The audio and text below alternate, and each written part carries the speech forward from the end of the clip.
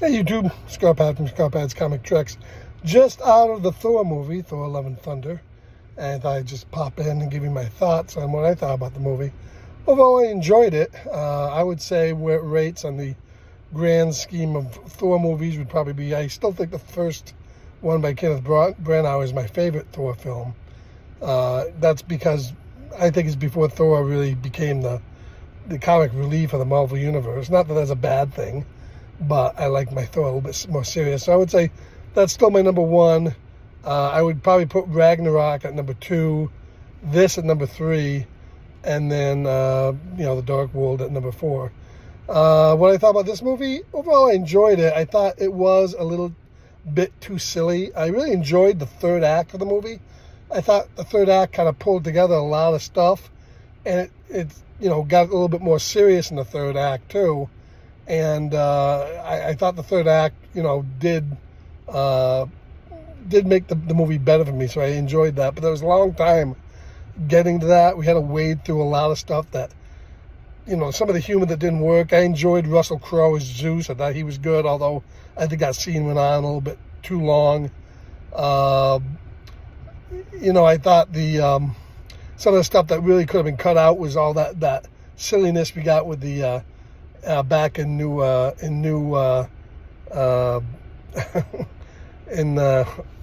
Asgard, New Asgard, where they're showing all the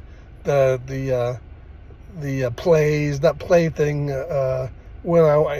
I know it's because they had you had the cameos there that they wanted to do that, but it was kind of cringy. It didn't really add anything to the movie. That really could have been cut. A lot of that New Asgard stuff could have been cut. It was kind of jarring when Jane just kind of became Thor, because we didn't really see that happen. We saw the hammer kind of move there that was all right.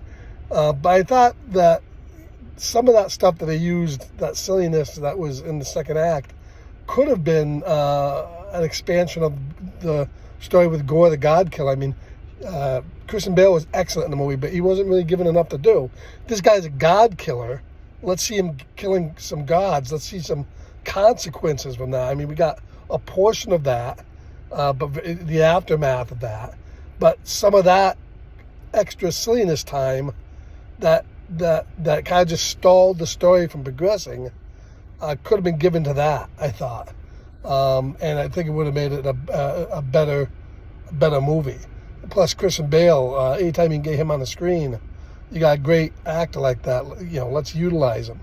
The other thing I did like is we finally got some stuff between Jane Foster and Thor. I mean, they were always reputed to be this great love affair, but we never really saw it too much on the screen.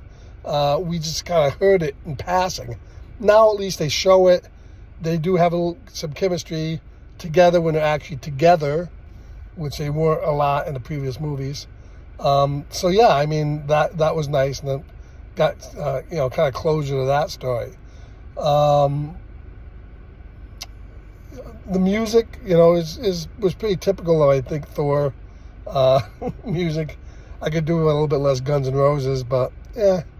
The whole sequence, I guess, with the Guardians of the Galaxy was okay, although that didn't lend a lot to the movie. The goats were good. I love that scene where they're going to the planet in the third act there, where they had the fight, and the goats run right into it, and they scream. That's a great gag. One of the few that kind of pays off in the movie, I thought. And we get a little bit of a James Bond at the end with Thor Will Return. I didn't feel that. I mean, this could almost be the last time you see Thor. His story is going to be over with. A little bit of spoiler here for anybody that didn't see the movie. And I didn't want to give too much away there. So if you want to just shut it off now. I thought the first after credit scene was a little weak. I mean, if that's going to be Hercules, the guy they got playing Hercules, man, he's a scrawny Hercules. I wouldn't really, I didn't see any credits who that was, if it was anybody of note, but mark me disappointed if that turns out to be Hercules. And evidently with the second scene, they're setting up some sort of new gods or something's going to come of that. So overall, I thought the movie was good. I mean, it was entertaining and all. I would have liked to seen the subject taken a little bit more serious. And there is a lot of serious stuff in the movie in it, so the tonal shifts was kind of jarring. I mean, especially in the third act, because it does kind of go a little bit, more dramatic in that third act, and then, it gets kind of jarring with all the silliness that happens in the beginning. So, definitely not the worst Marvel movie I've seen. I enjoyed it. It was entertaining.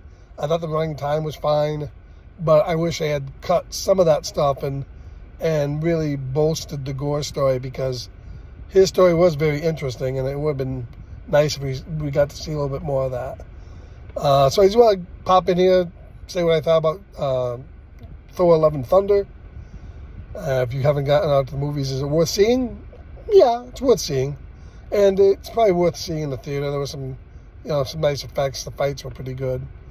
So this is Scarpad from Scarpad's Comic Treks. Just popping in here. I want to say thank you for watching the video. Have a good evening, and we'll catch you later.